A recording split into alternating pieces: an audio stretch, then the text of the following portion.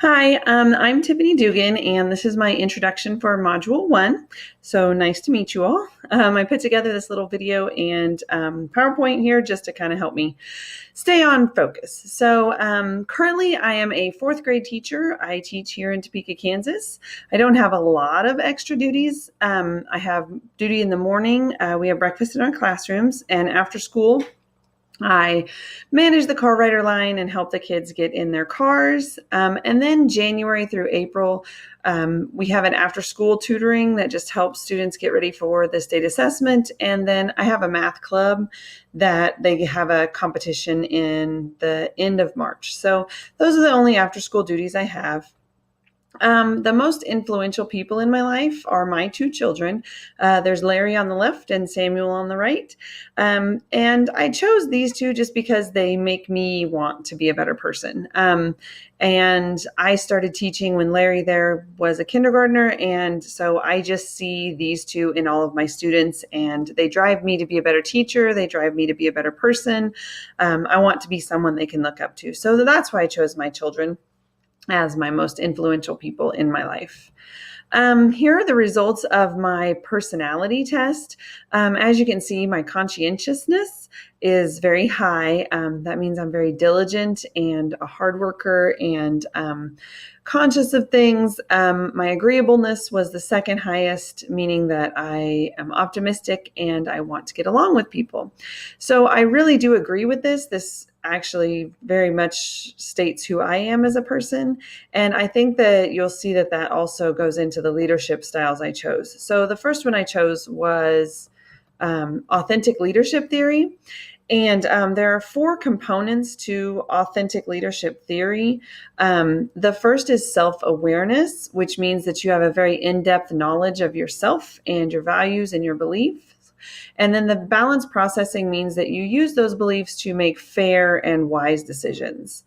There are two others. The first is the internalized moral perspective. That means you're leading from your own moral compass. And then the relational transparency just talks about that relationship with other people and how that's transparent and everybody kind of knows what to expect. I chose this, and I think it goes with me a lot with the conscientious part of my personality test, because I want to be conscientious. I want to be transparent. I want to be authentic. I want to be a person that people can look up to and follow. The second one I chose was path goal leadership theory.